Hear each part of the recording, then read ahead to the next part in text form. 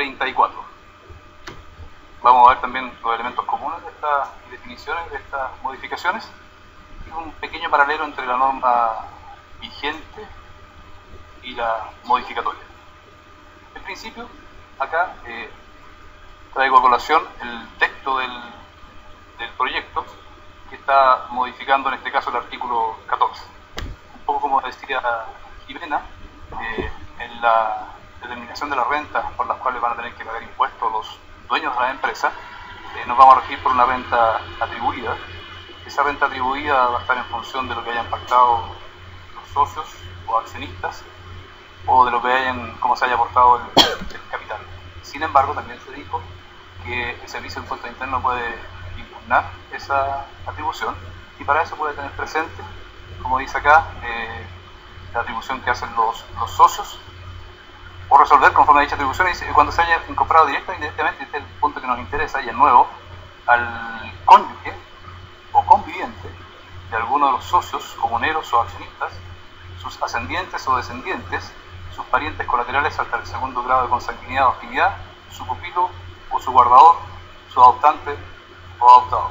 Entonces ahí encontramos en el proyecto una referencia a aspectos relacionados con familia, que van a producir un efecto en la atribución de la renta, en el caso específico del artículo 14. Lo que quiero ver es cómo en estos artículos 14 que acabo de mencionar, 17 número 8, 21 y 34, se repiten estos elementos comunes. Entonces ahora voy al artículo 17 número 8, y en esta norma se señala, se agrega, dice que no obstante lo expuesto en las letras precedentes, constituirá siempre renta el mayor valor obtenido en las enajenaciones de toda clase de bienes que hagan los socios de sociedades de personas, o accionistas de sociedades anónimas cerradas, o accionistas de sociedades anónimas abiertas, dueños del 10% más de las acciones, con la empresa o sociedad respectiva, las que tengan intereses, o aquellas que se lleven a cabo con, y aquí nuevamente el tema, con el cónyuge o conviviente, sus ascendientes o descendientes, sus parientes colaterales hasta el segundo grado de consanguinidad o afinidad, su pupilo guardado, su adoptante o adoptado.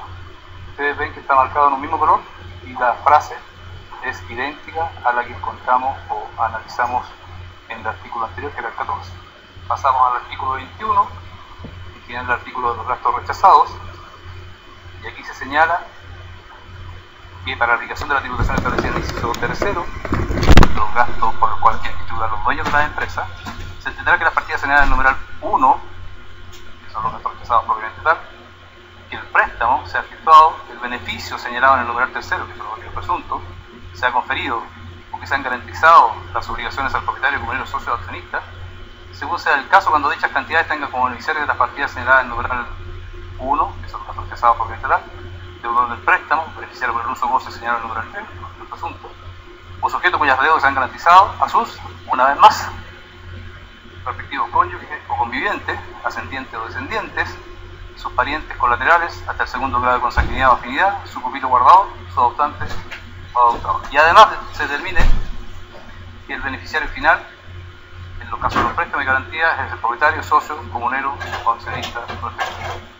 Por último, en estos grupos de artículos que tienen una redacción similar o coincidente, encontramos el artículo 34, que se refiere a rentas.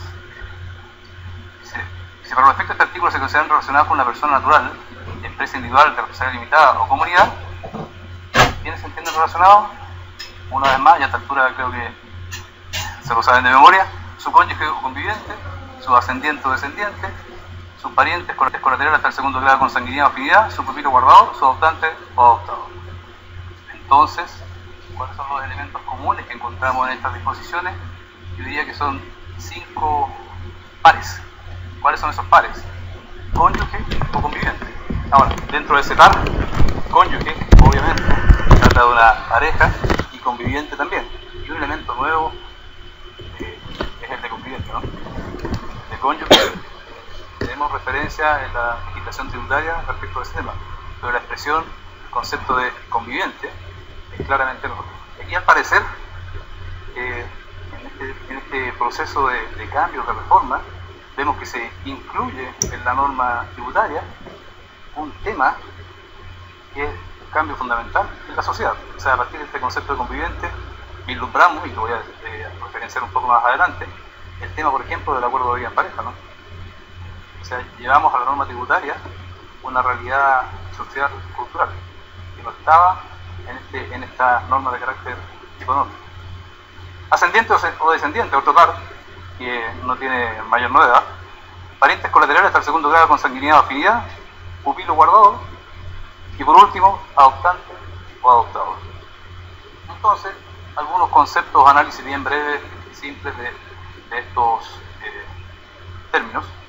En el caso de cónyuge, ahí tengo una referencia tomada de la Biblioteca del Congreso Nacional, que habla de la familia y nuevamente en el tema cultural, social, el concepto básico o tradicional de familia. ¿Qué familia? La familia que tiene su origen en el matrimonio civil. Y aquí en la Biblioteca del Congreso Nacional nos dice que el matrimonio civil, según nuestro Código Civil, es un contrato solemne por el cual un hombre y una mujer se unen actual e indisolublemente por toda la vida con el fin de vivir juntos, de procrear y de auxiliarse mutuamente. De partida ahí, en ese concepto básico de matrimonio, habla de hombre y de mujer. Y nuevamente, en este tema social, cultural, sabemos que una de las grandes discusiones es si la familia solamente está integrada por personas de distinto sexo, unidas por matrimonio, o hay más tipos de familia. De hecho, ahí en la página del Congreso, insisto, nos dicen en Chile el matrimonio es el único medio legal para fundar una familia. Una frase bastante categórica y con mucho contenido. En el caso de características del contrato de matrimonio, es un contrato, por tal motivo requiere el acuerdo de quienes contraen el matrimonio, es solemne, se efectúa entre un hombre y una mujer, nuevamente esa idea básica o central de la idea de familia. Es una unión actual, desde el momento que se contrae, y la finalidad es vivir juntos, procrear y tener ayuda y auxilio mutuo. Respecto del concepto de conviviente, que es el que resulta ser una novedad del proyecto de reforma tributaria. Aquí hago una referencia al mensaje de Su Excelencia, el Presidente de la República, del gobierno pasado, el expresidente Piñera, cuando envió el proyecto de acuerdo de vida en pareja. Y en el mensaje con el que se envía ese proyecto, dice que la familia se manifiesta a través de distintas expresiones, así la familia tradicional nuclear, que consta de madre y padre unidos por un vínculo matrimonial, y sus potenciales hijos, corresponde a la expresión más estable, duradera y anhelada de familia en Chile, que nuestro gobierno se ha comprometido a fomentar, es decir, el gobierno del presidente Piñera. Pero además existen otros grupos familiares, como los monoparentales, los de familias extendidas, los formados por las parejas de convivientes y aquellos formados por parientes consanguíneos. Y lo que hacen entonces es proponer este acuerdo de vida en pareja y señala que es un contrato celebrado entre dos personas, y ahí nos hace referencia al sexo de esas dos personas que lo pueden celebrar. Por lo tanto, ahí está en esencia la posibilidad de que haya personas del mismo sexo que puedan ser convivientes. Dice, con el propósito de regular los efectos jurídicos derivados de una vida afectiva en común. Ese es un elemento que siempre se repite respecto del concepto de convivencia, que haya una vida afectiva en común. Y una de las cosas que se discuten es si esa convivencia en que hay afecto puede o no ser entre personas del mismo sexo. El acuerdo de vida en pareja, dice el mensaje del proyecto, solo generará los derechos y obligaciones que establece la presente ley y en ningún caso alterará el estado civil de los contratantes. Y aquí una norma importante del proyecto que hace ya referencia a lo que nos interesa a nosotros respecto de la reforma tributaria. Dice, se establece que en todas aquellas normas en las cuales se hiciera referencia expresa al conviviente, se entenderá que aquella incorpora también a los contratantes de un acuerdo de vida en pareja vigente según corresponde. O sea, el proyecto de acuerdo de vida en pareja señala que cuando en las normas legales de nuestro ordenamiento jurídico se haga referencia al conviviente, se va a entender en ese concepto también incluido a aquellos que hayan celebrado un acuerdo de vida en pareja. Todos sabemos que esto está pendiente de tramitación en el Congreso. Acá lo que copié, voy a hacer una referencia breve, acá lo que copié es una memoria o una tesis para optar al grado de licenciado en Ciencias Jurídicas de la Universidad Austral, de María Asunción de la Barra, la citada ahí al final. Ella lo que hizo es un estudio bien interesante respecto de las convivencias y hizo un análisis de distintas disposiciones de nuestro ordenamiento jurídico en las cuales efectivamente, antes del proyecto de reforma tributaria, se hacen referencia a este concepto, que nos puede ayudar a entender el alcance del mismo. Entonces acá, de partida, se hacen referencia al Código Procesal Penal, al Código Penal, al Código Civil, a la Ley de Violencia Intrafamiliar, de Tribunales de Familia, a la Ley 16.282, que a lo mejor el número no nos suena mucho, pero es la que tiene que ver con algo que es recurrente para nosotros, que son las catástrofes, las inundaciones, los maremotos, ¿cierto? Y ahí en esas disposiciones expresamente se hace referencia al concepto de convivir. Y la profesora informante de esta tesis o memoria nos señala que la alumna deja claramente establecido que del análisis de las disposiciones legales mencionadas no se permite o no se puede establecer que efectivamente los convivientes deban necesariamente ser personas de distinto sexo. Dicho de otra forma, de acuerdo a esas otras disposiciones, es perfectamente posible entender que una relación de convivencia en la que hay afecto y vida en común puede estar establecida antes del proyecto que estamos hablando de acuerdo de vida en pareja, ya puede estar establecida por personas del mismo sexo. Lo que quiero decir con estos elementos es un solo concepto del cual estamos conversando, pero quiero traer cómo la reforma tributaria nos trae lo que está sucediendo en la sociedad al ámbito de los impuestos. Vamos a tener que hacernos cargo de esa situación que está viviendo nuestro país. Ahora, más específicamente respecto del concepto, nos dice la memoria, dice, ante el vacío de una definición legal respecto de conviviente, la jurisprudencia ha entregado un concepto en los diversos casos en que ha correspondido conocer. A modo de ejemplo, podemos citar un fallo de la Corte de Apelaciones de Valparaíso, donde se sostuvo que se trata, y esto nos puede ayudar para empezar a entender el concepto de conviviente, de la unión de un hombre y una mujer que mantienen relaciones sexuales y que comparten una vida en común. Por su parte, la doctrina nacional señala que la unión de hecho no matrimonial entre personas de distinto sexo puede ser entendida como una unión lícita entre un hombre y una mujer fundada en un hecho que consiste en la convivencia afectiva y a la que el derecho reconoce ciertos efectos. Otros señalan que se entiende por pareja de hecho la situación de aquellas personas que conviven en forma libre y pública y se encuentran vinculadas en forma estable por un periodo de tiempo determinado.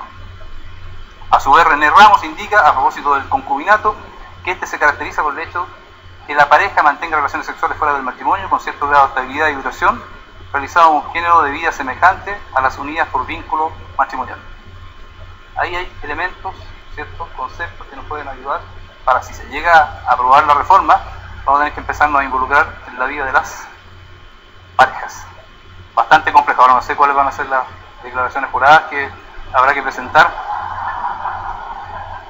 para poder establecer esta relación de convivencia. En la fiscalización de verdad que no entiendo cómo va a poder operar, pero es un desafío y lo traigo ahí bien concreto de lo que estoy hablando, ¿no? Aspectos muy puntuales, a modo de dar a entender las muchas cosas de las que tenemos que hacernos cargo con el proyecto de reforma. Este simplemente es un aspecto muy puntual. Me parece que ese es fundamental porque es un concepto absolutamente nuevo el de conviviente, así que nos va a dar una discusión tremenda.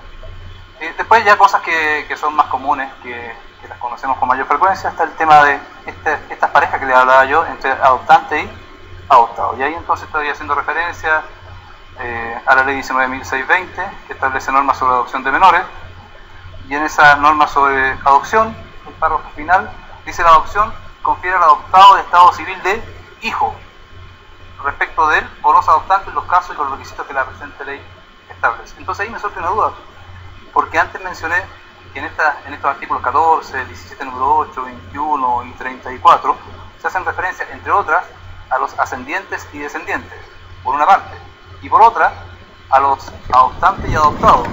Y la ley de adopción señala que la calidad que va a tener el adoptado es la de hijo, es decir, de un descendiente. Y eso ya está incluido en la modificación, entonces no sé si me explico en qué sentido tiene establecer por separado la calidad de adoptante y adoptado, si una vez que está constituido esa relación, ese adoptado es un hijo y por lo tanto es un descendiente. Ahora, quizás la explicación pueda estar en la siguiente lámina. Esta misma ley 19.620 que les mencionaba, dice, artículo 45, deróganse las leyes 7.613, 18.703 y los artículos 26X, dice, los que tengan la calidad de adoptante y adoptado conforme a la ley 7.613 o a la regla de adopción simple, y aquí puede estar la explicación, contemplada en la ley 18.703, continuarán sujetos a los efectos de la adopción previstos en las respectivas disposiciones, incluso en materia sucesoria.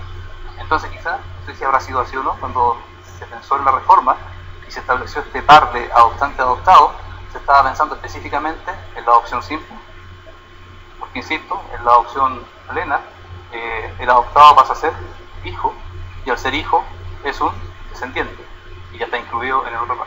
¿Me explico, cierto? La duda. Y acá, no lo voy a aburrir con simplemente un esquema, después se lo podemos ver por correo, la esquematización de las relaciones de familia. Ego, en este caso soy yo, ¿cierto? Y están mis padres, mis abuelos, mi señora, cónyuge, mis hijos, que son mis ascendientes y mis descendientes, y mi señora, que a su vez también tiene, afortunadamente, para ella aún vivos sus padres, es decir, mis suegros, son sus, respecto de mí, son mis colaterales por afinidad. Entonces ahí está el esquema de lo que la ley menciona, ascendientes y descendientes y colaterales por afinidad o por consanguinidad. Y aquí la conviviente no está, en este esquema la conviviente no está. A propósito después también de un pequeño comentario que lo hago siempre en clase y me dijeron que no lo dijera, pero no lo puedo evitar, va conmigo siempre, que es el pequeño análisis de relaciones de familia también, el artículo 33, número 1, que dice que se rechaza como gasto las relaciones que se pagan al cónyuge del contribuyente, que es lo que se menciona acá, ¿cierto? Y si en la empresa tengo trabajando a la conviviente, o en otros términos más normales, al amante, esa remuneración pagada al amante es gasto aceptado, y la remuneración pagada a la señora es gasto rechazado. Y por lo tanto, digo yo, ¿a qué nos obliga, si nuestra idea es disminuir la carga tributaria, a qué nos obliga el legislador de renta a tener que tener un amante? Y después entonces que mi señora entienda que uno no lo hace por maldad, sino que simplemente porque está tratando de ahorrar recursos para poder mantener a la familia. Es simplemente eso. De ahí entonces ese dicho de que el día viernes a uno le toca con la gasto aceptado, ¿cierto? Pero terminemos ese punto en otro tema. Entonces, como un pequeño resumen, tenemos aquí en esta cosa muy puntual, tenemos 4 disposiciones legales que tienen una modificación propuesta, si no idéntica, muy similar, ¿cierto? Y que hacen referencia a estos elementos o conceptos que son cónyuge, conviviente, muy nuevo, adoptado, adoptante, ¿cierto? Ascendiente, descendiente, y los colaterales por afinidad o por consanguinidad. Las 4 normas, la primera de ellas es el artículo 14. Aquí lo que pretendía hacer es un paralelo muy simple entre texto vigente y modificación, y en el 14, que es el primero de ellas, el texto vigente respecto de relaciones de familia no tiene nada. O sea, esta disposición que se está incorporando al 14, que le permite al servicio objetar la atribución de las utilidades que puedan hacer las empresas, es absolutamente nueva y no tiene un correlato en un artículo, en el mismo artículo que se está modificando. Es propio del proyecto, de la reforma.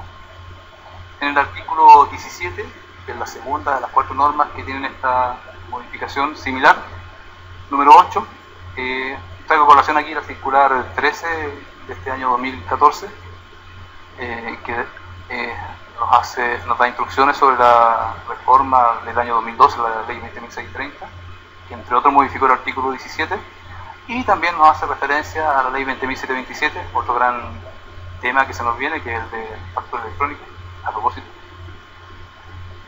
y que rectificó el artículo 17 número 8. ¿Qué dice el 17 número 8? En la parte que nos importa.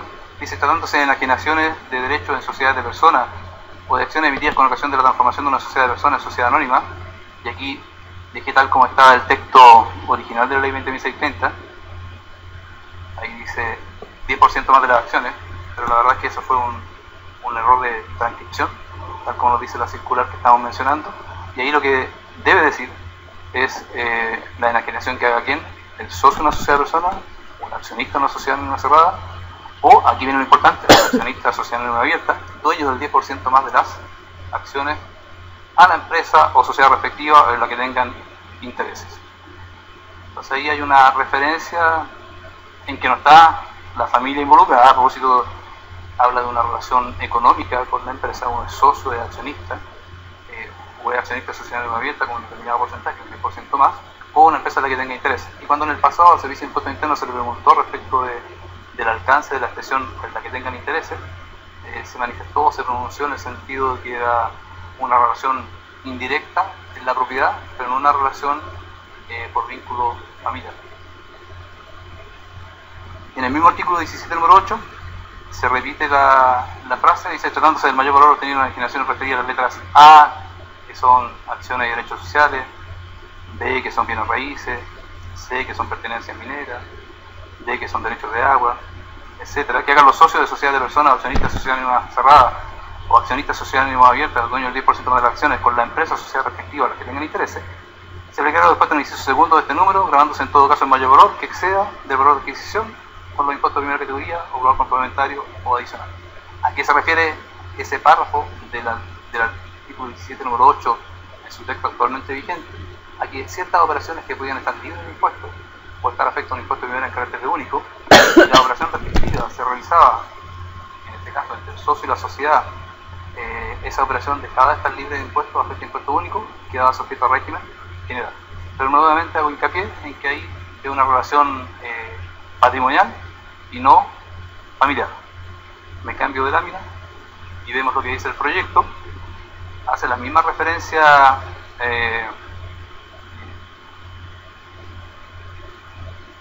aquí en el inciso correspondiente. Dice: no obstante, dentro del impuesto de la lista precedente constituirá renta, siempre renta, el mayor valor obtenido en generaciones de toda clase de bienes que hagan los socios de sociedad de personas, o accionistas de sociedad anónima cerrada, o accionistas de sociedad anónima abierta, que tienen el 10% más de las acciones, con la empresa o sociedad respectiva a la que tengan intereses. Hasta ahí lo mismo de antes. Y lo nuevo: o aquellas que se lleven a cabo con el cónyuge o conviviente, su ascendiente o descendiente. No le repito el término de relaciones que ya conocemos, pero el punto importante ¿cuál es?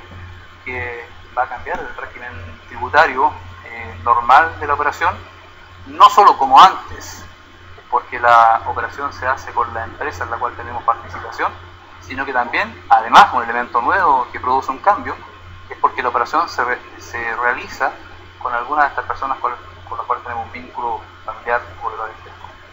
Entonces, ese es el sentido, el alcance del efecto que produce esta relación de familia en la tributación.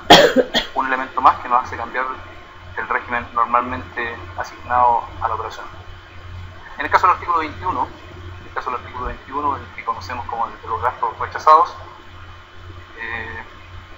nos dice la norma actual, dice la partida del número 1 del artículo 33, que son los agregados a la renta líquida, ¿cierto?, que corresponden a los títulos de especie o cantidad de representativas en bolsa de dinero que no deban imputarse al valor contra los bienes del activo, cuando estas partidas hayan beneficiado al accionista, empresa individual o al socio de una sociedad de personas, procediendo a su deducción en la determinación de la renta líquida imponible. Estamos en el artículo 21 actual, inciso tercero, que señala que los gastos rechazados, que son asignables, antes decíamos atribuibles, pero parece que vamos a tener que cambiar ese término porque ahora va a tener un alcance distinto.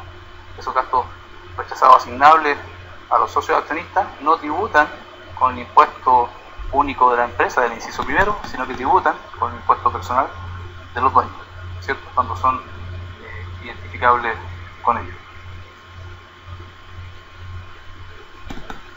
¿Y qué dice ese artículo 21? En la norma vigente, se entenderá que dichas partidas benefician a las personas señaladas cuando hayan beneficiado a su cónyuge o a su hijo no emancipado legalmente o cualquier otra persona relacionada con aquellos en los términos del artículo 100. Entonces, si la partida, el desembolso de la empresa, dice relación con algún relacionado con el socio, su cónyuge o con una persona relacionada en los términos del artículo 100, entonces ese va a ser un gasto rechazado por el cual tiene que tributar ¿quién? Ese socio, ¿cierto? Eso es lo que dice el artículo 21. ¿Y qué es lo que vemos en el proyecto? que se mantiene esta idea y nuevamente agregamos estos elementos. Si el desembolso está relacionado con el cónyuge o ahora con el conviviente, va a seguir siendo como antes asignable o atribuible al socio, pero vemos que además acá se eliminó la referencia que se hacía al artículo 100, que era más bien un poco vaga, confusa, y se dejó mucho más precisa respecto de cuáles son las personas con las cuales las operaciones van a tener un tratamiento. Básicamente quiero dejarlo hasta ahí porque yo sé que ustedes están esperando la presentación de Alberto, que trabaja como asesor del Ministerio, para que nos ayude a todos a comprender de mejor manera el proyecto. Así que muchas gracias por